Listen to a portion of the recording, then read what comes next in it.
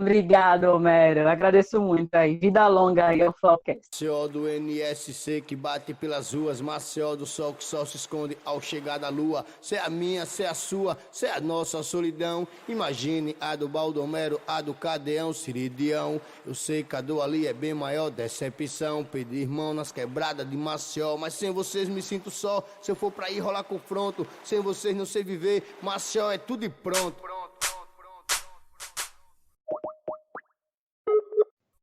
Meu nome é Jéssica Costa, sou jornalista desde 2015 pelo Centro Universitário SESMAC, mas também cursei Relações Públicas pela UFAL. E pela manhã eu estagiava, né? E concluí a graduação no SESMAC de jornalismo e tranquei o curso de RP. Mas a minha história assim, no jornalismo, quando eu decidi ser jornalista, foi na nona série. Estudava em um colégio aqui do Vergel, a Escola Estadual Aurelina Palmeira de Melo, e a professora fez um debate sobre atualidades. E aí, nesse debate sobre atualidades, eu dominava, assim, tudo que ela perguntava, eu conseguia responder sobre o cenário local, regional, nacional e internacional. Foi mais ou menos um pouco antes do Barack Obama e tal ser eleito. E eu sempre acompanhei muito a questão do noticiário internacional, e muito mais quando eu comecei a perceber que o Obama seria candidato, né? E teria muitas chances, né? E aí, o primeiro negro e tal, na Casa Branca. E a professora percebeu que, nossa, essa menina, como é que essa menina na série, 14, 14 anos, consegue acompanhar tanta coisa ao mesmo tempo? E a partir daí eu tive a decisão assim, eu vou tentar, quando chegar ao terceiro ano, vou fazer o vestibular para tentar a graduação em jornalismo. E aí eu comecei, né? Fiz o SESMAC, comecei a participei da gestão Quilombo lá do Centro Acadêmico por 2 anos. Lá no SESMAC também a gente fez movimento estudantil e tal. Durante 2 anos foi muito importante para a minha trajetória como comunicadora e tal. Eu acho que às vezes eu posso até aprender assim, humanamente muito mais no centro acadêmico do que na própria sala de aula, apesar da sala de aula ser importante enquanto a técnica, né? Mas quanto o lado humano, que eu acho que é o diferencial na profissão, o centro acadêmico e as visões que eu tive lá dentro e tal, as discussões, os debates ajudaram bastante. E aí, estagiei já em algumas empresas aqui de comunicação, site, impresso, produtora de rádio também, da Rádio Difusora, na Gazeta de Alagoas. Eu aprendi assim, a escrever, a ouvir os dois lados da história, os três lados, quando é possível, que existe, né? Isso também, ouvir todos os lados possíveis. E tive, assim, passei por vários estágios, assim, que me ajudaram a tentar concluir a graduação da melhor forma possível, né? E não é fácil pagar 4 anos de faculdade, né? A faculdade cara, mas consegui, aí eu terminei a graduação. Quando eu terminei a graduação, eu estava estagiando na Rádio Difusora e na Secretaria de Comunicação à época, e foi aí que surgiu o convite para meu primeiro emprego ser pela agência de notícias de rádio, que é a agência Rádio Web, e eu trabalhava, na verdade, na SECOM, produzindo boletins de podcasts para o governo, mas também sendo meio que uma correspondente nacional no Nordeste para essa agência Rádio Web, que é uma agência de notícias para a rádio muito conhecida em todo o Brasil. Então, eles tinham contato com o governo, onde eu era repórter do estado de Alagoas, mais precisamente do governo de Alagoas, e, ao mesmo tempo, também servia como uma correspondente de notícias da região Nordeste, né? Em Alagoas, mas passei 4 anos lá na SECOM, pela Rádio Web, e nesse período também trabalhei um tempo a gente sempre, como jornalista, você sabe, a gente está sempre pegando freela, fazendo um bico ali, um bico aqui, trabalhei na assessoria. Eu passei, além da SECOM, também trabalhei numa assessoria de comunicação do Sindicato das Alcoolas e virei também repórter ferista do portal TNH1, né? Em 2 meses eu estava lá tendo férias também, conheci uma galera muito massa lá no TNH, e também fiz freela para rede social de um time local, trabalhei como redatora publicitária, mas nesses 4 anos de graduação, a minha marca, assim, mais que eu sempre tive maior amor e carinho, foi pelo rádio, né? Final de 2018 para cá, fui para outra assessoria de comunicação, só que agora para uma assessoria de comunicação sem CSECOM, né? Agora eu estou trabalhando na Secretaria de Prevenção à Violência, assessoria de imprensa. Comecei em janeiro do ano passado e em março fui chamada para se juntar ao time da Tatu, a agência Tatu de jornalismo de dados. Já tinha feito alguns cursos pelo Centro Night e tem interesse assim, em aprender um pouco mais da área, e também estou com essa galera. E em março de 2020, né, eu estreiei aí nós estreamos, na verdade, um coletivo, estreamos um projeto, né, coletivo, que é o Que os Olhos Não Veem. Eu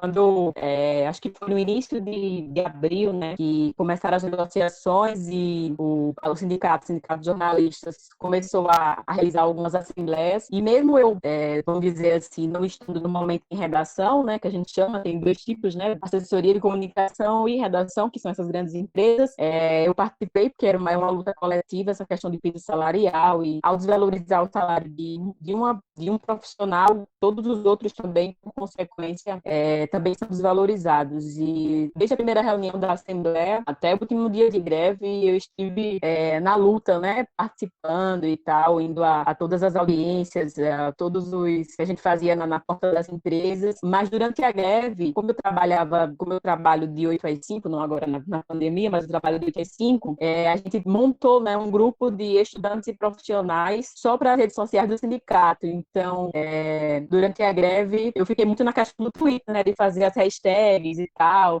o dia sem elas, as notícias, luto como jornalista, e também fazer as músicas, né, que a gente cantava lá Eu sou muito boa em paródia, e eu fiz algumas paródias durante a greve para a gente mobilizar os profissionais durante as nossas, que a gente ficou, né, nas portas das empresas e tal, fazendo durante após, né, a greve, vamos dizer assim, em relação a tudo que nossos colegas profissionais sofreram, né, lutaram bravamente e foram colocados para fora, mas saíram pela porta da frente com certeza, né. Então eu participei assim ativamente. São muitas histórias, mas tanto de histórias engraçadas, mas eu acho que como você falou, de parceria e de consciência coletiva, né, porque meio que, como eu já tinha passado também, tanto pela OAN quanto pelo TSCom, às vezes eu achava que existia meio que um duelo entre os profissionais de uma empresa e de outra, era a própria TV Ponta Verde, né?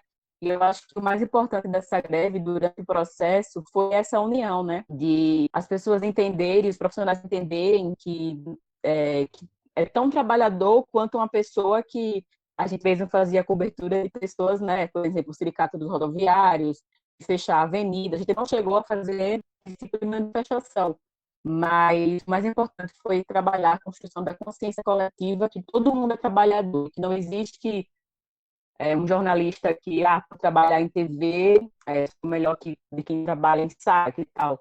Eu acho que o melhor de tudo foi a construção coletiva de que todo mundo está no mesmo barco. Então, eu acho que por perceber foi isso, mas em vários momentos, assim, de arrepiar, né, com a luta, né, com os colegas levando filhos, levando a família, para dizer que esse tipo de precarização que as empresas estavam propondo era desleal e cruel, né, com os profissionais, em uma diminuição de 40%.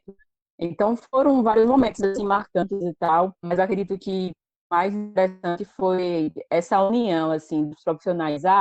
No momento eu vou para dar uma empresa, no momento eu vou para outra empresa para me juntar. E aí as amizades estão surgindo. Eu acho que é questão de consciência coletiva, de entender o momento histórico que foi a imprensa alagoana e para a imprensa brasileira, que foi uma coisa muito importante, que foi construída e que segue até hoje, assim, né? Hoje a categoria, eu acho que é muito mais unida e muito mais consciente do seu papel enquanto jornalista e principalmente enquanto trabalhador, né? A questão de chamar a atenção da sociedade que nós também somos precarizados, nós também sofremos com algumas perdas, né? Em relação à perda salarial, ambiente insalubre e tal. E o mais importante pós-greve foi essa construção coletiva, né, desse pensamento e essa união pós-greve. Óbvio que a questão da demissão em massa, como foi um momento cruel, né, é muito cruel, né, é a palavra, cruel e desumano, né. Alguém que está lá lutando pelo seu direito e de repente perde o emprego por simplesmente lutar, né.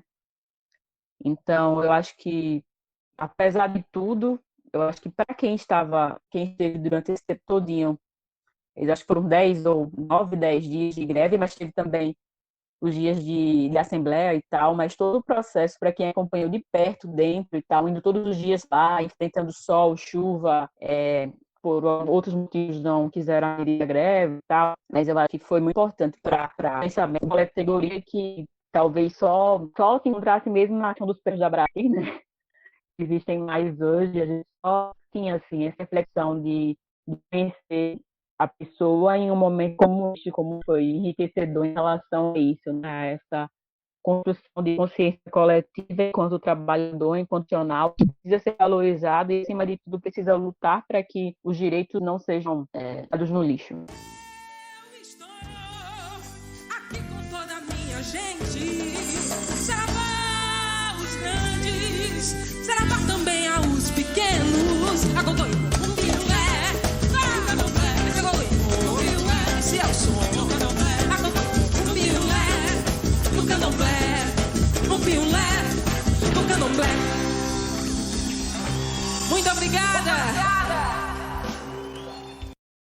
Na verdade, o que os não vem surgiu em 2014. Tinha um apreço, vamos dizer assim, uma admiração pelos artistas de rua. Então, toda vez que, principalmente na época que eu estudava no SESMAC na UFAL, e eu andava muito de ônibus, eu sempre via muita pichação em grafite espalhada pela cidade. E sempre tinha foto de dentro do ônibus ou no centro da cidade, que era o ponto que eu saía do estágio para ir para a UFAL e depois voltar para estudar no SESMAC. E eu sempre peguei muito busão e sempre admirava pelas janelas do busão, do ônibus e tal, e sempre começava a tirar fotos de pichação, grafite, lambe-lambe pelas ruas de Maceió. E eu ficava querendo entender as assinaturas, as tags, né, dos pichadores, geralmente no meu cotidiano, né, as fotografias desses artistas urbanos e colocava no meu perfil pessoal. E aí algumas pessoas vieram me sugerir que eu criasse um perfil no Facebook, uma fanpage, só para publicar essas fotografias desses artistas urbanos, essas pessoas que trabalham com grafite ou que tem o lance da pichação, né? Ou que também colam lambe-lambe pela cidade. E aí esse trabalho, esse perfil, pensei em um nome, o que os olhos não veem em Maceió, ou seja, o que os olhos não veem em MCZ, porque era restrito apenas aos lugares onde eu andava, ou seja, apenas Maceió, não ando muito no interior, não viajo muito para o interior, então era aquilo do meu dia a dia. E aí esse perfil começou a crescer, o que os olhos não veem em MCZ, e alguns pichadores e grafiteiros perguntavam e eu não me identificava. Eu só fui falar que, primeiro, que as pessoas achavam que eram outros pichadores ou grafiteiros que estavam à frente do perfil. Segundo, que só podiam ser homens, né? Então, eles me perguntavam, é fulano que está à frente? Eu disse, não, eu não vou revelar que sou eu que estou à frente é um mapa, né? Na verdade, é um mapa da arte urbana em Maceió, um mapa colaborativo de fotografias de arte urbana em Maceió. E aí, a princípio, eu passei de 2014 até 2018, tirando essas fotografias e colocando, preenchendo, e mais ou menos em 2014 a 2017. Em 2017 é que algumas pessoas, eu comecei a falar, sou eu sim que estou fazendo, me identifiquei e tal, para alguns pichadores que eu comecei a conhecer, comecei a frequentar e tal, e algumas amostras e tal que o Teatro Deodoro promove de encontro de hip hop, né? Porque o grafite e a pichação é do hip hop. E aí eu comecei a conhecer alguns pichadores, né? Óbvio, não vou falar os nomes. E alguns grafiteiros é mais de boa, porque eles de alguma forma também eles fazem um trabalho sem pedir autorização, mas eu vou dizer assim, entre aspas, né? Que a arte deles é mais aceitável, né, para a sociedade, que tem uma forma geométrica, enquanto o picho, para quem está de fora, não vê nenhuma mensagem, mas eu acredito que há mensagem em si. Eu gosto. Apesar, né, de alguma forma não estar previsto em lei, né, como um crime e tal. E aí, em 2015, 2016, mais duas pessoas se juntaram para administrar o perfil comigo, a Caterine Passos e um pichador, o Pac-Man, e a gente começou a administrar o perfil juntos. E aí o que os olhos não veem virou um coletivo, né? Porque aí já tava outras duas pessoas, não estava sozinha nessa. Em 2018 e tal, foi um boom para mim, assim, aí já vem o divisor de águas, né? Como diz a história, é um boom que eu comecei a acompanhar mais a questão da mídia independente, né? 2018, final de 2017, e eu continuava a postar no perfil que os olhos não veem, independente disso. E eu tenho dois amigos, o Jean Albuquerque e o Vinícius, e a gente se discutiu na faculdade essa possibilidade de fazer um jornalismo diferente e tal, que a gente acreditasse mais que seria mais interessante para dar voz à sociedade e tal. A gente começou a discutir em 2018, a gente começou a discutir possíveis nomes, né, para inicialmente ter um site, apenas um site e tal. E a gente passou 2018 se reunindo e tal, tentando fechar a ideia, mas chegou 2018, nós em 2018 meio que murchou. E aí foi, voltando um pouco à greve, foi durante a greve que a gente sempre se encontrava lá, e que a gente já vinha acompanhando trabalhos de sites nacionais, como a Agência Pública, que imprime um jornalismo investigativo muito interessante, que eu acho que a gente se inspira muito. O próprio The Intercept, não tanto, eu gosto do jornalismo da Intercept, mas eu gosto mais do jornalismo da Agência Pública, da Ponto Jornalismo, que lida com violência policial, justiça social, e também de sites jornalísticos que imprimem uma ótica sobre gênero, né? Que é a revista Asmina, a Gênero em Número, também que trabalha com jornalismo de dados. A gente foi fechando a ideia em 2018, mas deixou muito no ar. E foi aí que, durante a greve, a gente disse, eu acho que essa é a hora da gente pensar e tentar colocar o site, né, a princípio o site na pista. E aí, apesar da greve, a gente começou a se reunir e começou a pensar nomes de outras pessoas, de outros profissionais, de jornalistas aqui, que poderiam ter um perfil para integrar o coletivo com a gente, né, o site com a gente, a priori. E após a greve, a gente começou a se reunir 2 vezes por semana, às vezes por telefone, na mesa do bar, a gente até acertou um outro nome, e depois veio à mente que já tinha uma plataforma e um público muito bom, que a gente poderia utilizar o perfil do Que os Olhos Não Veem para ser um site de jornalismo independente. Continuando com as postagens sim do grafite, mas agora utilizando outras linguagens, né, como jornalismo. E como era MCZ apenas, a gente resolveu tirar o MCZ para tentar também cobrir os interiores de Alagoas, né, cidades do interior de Alagoas, né?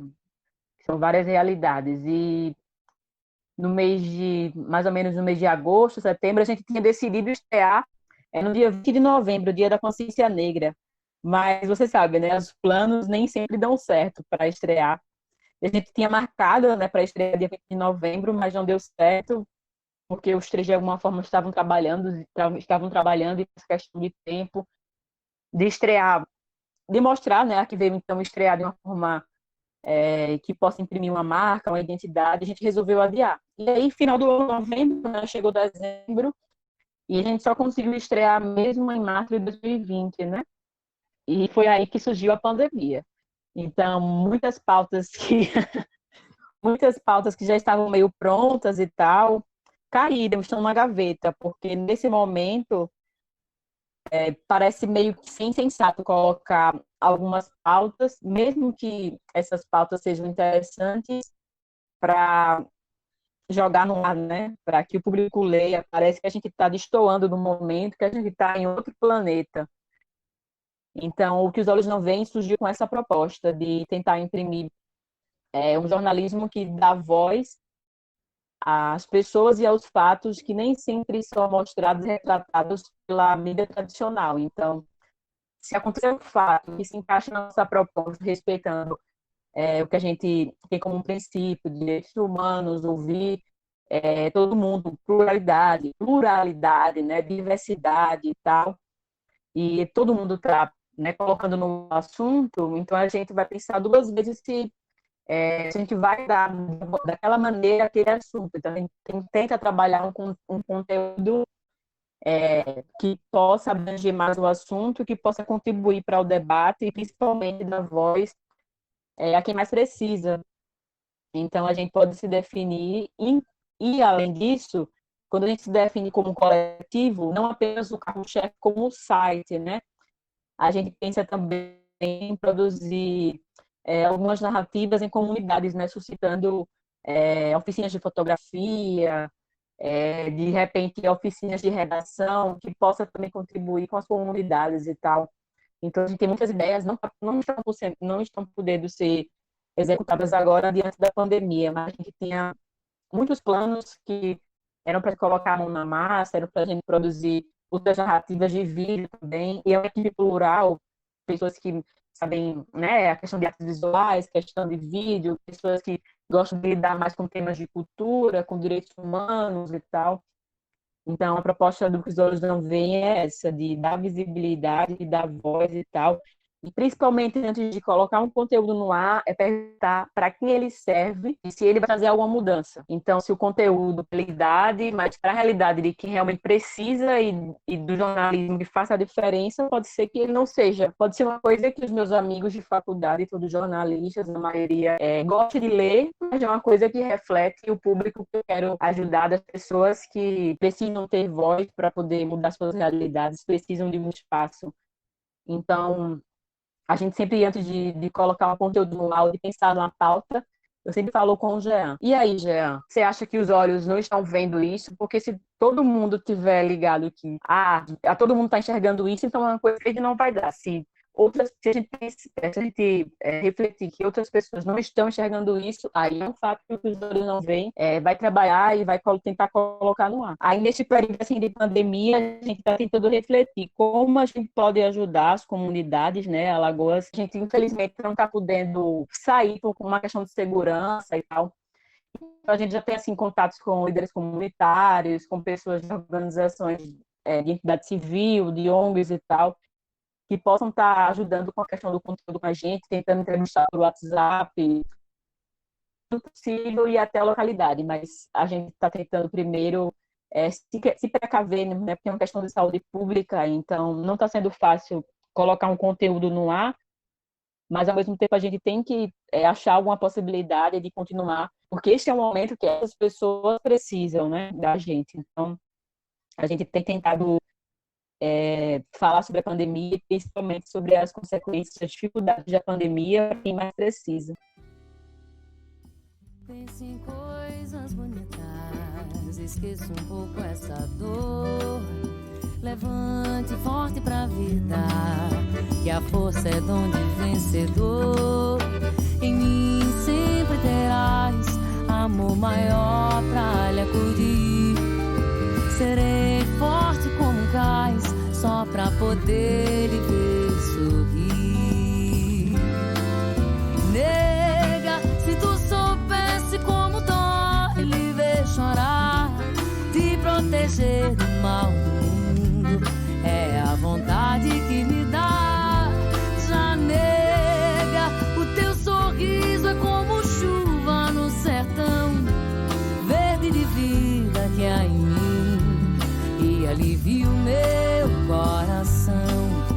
Nega, se tu soubesse como dói lhe ver chorar, te proteger do mal do mundo. A gente percebeu logo no início, né, que nem sempre o público da página 100% está acompanhando, né, de cabeça o projeto, né, porque muitas vezes o que eles estão esperando são postagens de grafite e de pichação, e aí vem outra proposta de matéria jornalística.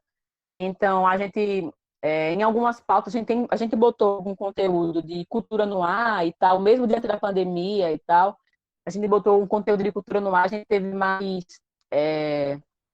retorno, né, assim, do público, que era o público que a gente percebia que interagia mais e tal. A gente sempre percebe pelas redes sociais, né, mas a gente está trabalhando para tentar melhorar isso, né, essa questão de interatividade, de alcance mesmo desse público que a gente imagina alcançar. E nessa pandemia a gente tem tentado refletir sobre alguns temas, né? A gente conseguiu colocar, logo quando iniciou, a questão da solidariedade, né? Das ONGs que estão ajudando, das iniciativas privadas que estão ajudando. Toda vez que eu trabalho, eu passo e não consigo imaginar que isso aqui é normal, né? Então, essa realidade de abandono, de descaso, de pobreza, não é normal. Então, a gente sempre tenta trabalhar, principalmente agora, né? Apesar da gente trabalhar com pautas investigativas, mas também com pautas de comunidades, de periferias também. E nesse período a gente colocou essas matérias de solidariedade no ar. No início também a gente colocou a questão da habitação, né, da moradia, que era de uma nova Maceió, né, anunciada pelo prefeito, mas que até hoje, né, não saiu do papel. E a gente tem também contribuído usando o espaço para que essas pessoas também enviem sugestões de pauta e que pautem a gente também, né, a partir das suas realidades. E a gente coloca também a questão de uma outra ação da prefeitura, né, sobre trabalhando muito com essa questão da habitação, que é um direito básico, e a gente colocou um conteúdo que teve muita repercussão em relação ao despejo da prefeitura em uma comunidade lá, favelinha, o conjunto Otacílio Holanda, onde o pessoal, a população lá, os moradores quase foram despejados, sofreram um início de ação de despejo e tal, e a sociedade caiu em cima para que eles não fossem despejados em plena pandemia, né? E a gente também colocou lá um conteúdo há 2 semanas falando sobre a questão do recorte de raça e cor nos boletins epidemiológicos da CESAL, né? Por que isso é importante? E a gente tem tentado levar também essas vozes e tal, a questão de recorte racial, recorte sim, social também, com a questão do trabalho com as periferias, o que as periferias estão passando nesse momento, porque são os que mais sofrem no momento. A gente tem tentado trazer esses debates, soluções para que essas comunidades possam ser vistas, essas pessoas possam ter um mínimo de condições de vida em um momento tão complicado. Para quem tem o básico, imagina para quem não tem nada. A gente até botou esses dias no ar, a gente tem trabalhado muita questão de não precisa necessariamente colocar um conteúdo no site, mas colocando no Instagram, contando uma história através do Stories ou algo do tipo, falando da campanha de arrecadação de lonas. A chuva está vindo aí em junho e as pessoas que moram à beira da Lagoa Mandaú estão com os barracos com a estrutura prejudicadas e o que elas precisam é de lona para ao menos conseguir ficar dentro de casa quando começar a chuva, né? E a gente tem trabalhado, e bem que é isso, toda vez que coloca um conteúdo no ar, tentar acompanhar como está a situação, né, após esse conteúdo para o ar, se mudou alguma coisa, se houve alguma melhoria, se ajudou a divulgação de alguma coisa e tal. Então, nesse momento de pandemia, a gente está trabalhando muito com comunidades. E sempre aos sábados e domingos, a gente tem também feito crônicas, e colocado crônicas no ar, um conteúdo mais leve. E no Dia das Mães, a repórter Daiane Laê colocou o conteúdo sobre o tempo de desaparecimento do jovem Davi, né? Davi Silva, né? Uma questão que até hoje não tem justiça, né? Para uma mãe que espera um filho, né? Com a porta aberta, na esperança que ele volte e tal. Um texto belíssimo, inclusive, da repórter Daiane Laê. Foi nas águas do Oxum, na doçura de Iemanjá, na força que tem essa mãe Oiá, na espada de Ogum, na justiça de Xangô, na força que tem essa mãe Oiá. Mãe Oiaê, mãe Oiaê.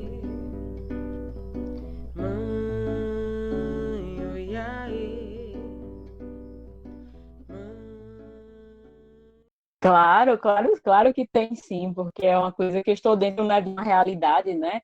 Apesar, tem até um manual de jornalismo da Enós, não sei se você acompanha, Enós Conteúdo, é uma organização de São Paulo, né, que lida com comunicadores periféricos, e eles falam, por exemplo, que nas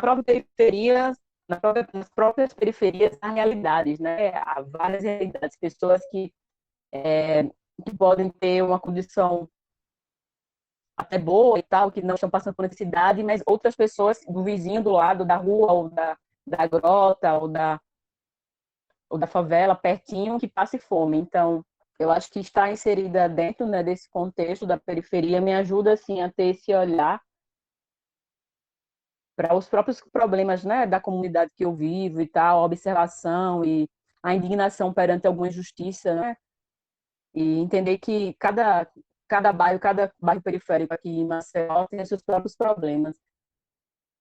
E a partir dessa pandemia, né, percebe-se, obviamente, também a questão dos dados, coisas que deixam a gente ainda mais em alerta, né, em relação à pandemia, né?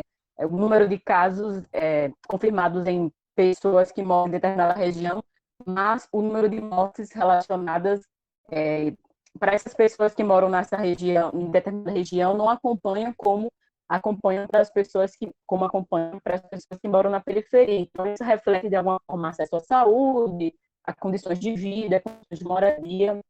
Então, eu acho que esse recorte de estar dentro de um contexto periférico, com certeza ajuda a refletir e nas abordagens necessárias, tipo de jornalismo independente formado por 10 pessoas, que é o que os olhos não veem. Isso, todo mundo que integra o coletivo, né, todo mundo, a maioria, trabalha, né, em outro órgão. Infelizmente, o coletivo ainda não tem essa questão de sustentabilidade, né, financeira, mas a gente tem planos a curto, médio e longo prazos para que o coletivo seja sustentável, né? E a gente tem tentado alguns editais nacionais, tentamos de uma ONG, o artigo 19, a gente tentou há pouco tempo, saiu o resultado, não deu para a gente, mas a gente está muito atento a isso, eu estou muito ligada, assim, de ficar, somente no Twitter, né? Eu assino algumas newsletters e também acompanho uns perfis no Twitter, onde trabalha muito com essa questão de financiamento. Então, o principal do coletivo hoje é a questão da questão da propaganda, né? A gente tem um lance de não aceitar, por exemplo, se um dia o coletivo tiver a página, o nosso perfil o nosso site tiver 20 mil acessos por dia, mas, por exemplo, essa questão de propaganda é uma coisa que a gente não pensa, pelo menos a priori. O que a gente pensa modelos assim sustentáveis e que consigam e que deixem a gente seguir o que a gente acredita, né? Porque de alguma forma existe essa questão de às vezes patrocinador e tal, querer financiar um projeto e ter interesse por trás, né, disso tudo. E aí esse é um jornalismo que a gente não acredita. E a gente segue muito assim o que vem acontecendo nacionalmente. Então, há cases, né, de sucesso, como a Agência Pública, o The Intercept, a própria revista As Minas, entre outros, a Ponto Jornalismo, entre outros modelos, e também locais, como o pessoal do Marco Zero Conteúdo, onde eu tive a oportunidade de conhecer em uma oficina lá em Recife, um tempo desse, ano retrasado, ano passado. Então, a gente segue muito essa galera para tentar entender como fazer para que o que os olhos não veem possa ser sustentável e que a gente possa ter um dinheiro para pelo menos pagar a cerveja. Brincando, brincando, mas assim, de maneira séria, seria isso, assim. Mas assim, antes de tudo, eu preciso construir uma história para poder, não uma história, mas construir, né, o modelo que se propõe a fazer de jornalismo para poder também pensar em executar e ter um retorno financeiro para os integrantes do coletivo. Então, a gente tem, sim, planos a curto, médio e longo prazos para que isso possa se tornar realidade.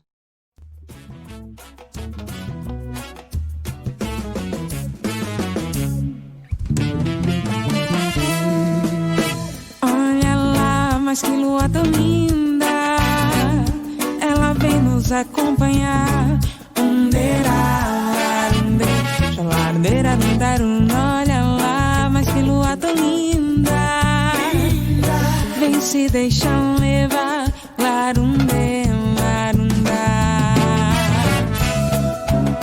E a sua história eu não sei,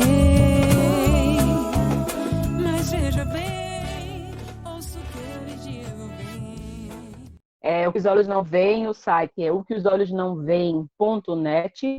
No Instagram é o que os olhos não veem C, que é o que os olhos não veem C, o C de coletivo. E no Facebook é facebook.com, o que os olhos não veem coletivo. Ou se você colocar o que os olhos não veem, já consegue achar de primeira, né? Se você for de Alagoas, devido à questão da regionalidade, né? O Facebook às vezes ele redireciona para uma coisa local, porque tem outras páginas. Esse nome, né, o que os olhos não veem, ele é muito dúbio. Então, quando você coloca no buscador do Google, infelizmente, você não consegue encontrar o site de primeira, porque vem uma música de um sertanejo, vem várias outras coisas para poder chegar ao site. E no Twitter, twitter.com, né, arroba, a sigla, né, letra O, né, vogal O, que é as iniciais, o que os olhos não veem, você consegue encontrar. Já minha rede social é Jéssica com G com K, Jéssica Costa, quase Jéssica, e Jéssica Costa no Facebook, e no Instagram Jéssica Costa com 2 As no final. E no Twitter é Jéssica e o Costa em inglês, Coste, né? C-O-A-S-T. Então é basicamente isso, quer trocar uma ideia e tal. Lembrando que os olhos não vêm colaborativo, então se alguém tiver uma ideia de pauta e tal, mesmo não integrando firmemente o modelo do coletivo, das pessoas que hoje integram, né, firmemente, a gente pode discutir ideias e tal, publicar matérias que possam seguir com o que a gente acredita e tá aí aberta a colaboração, osolhosnãovêm.net.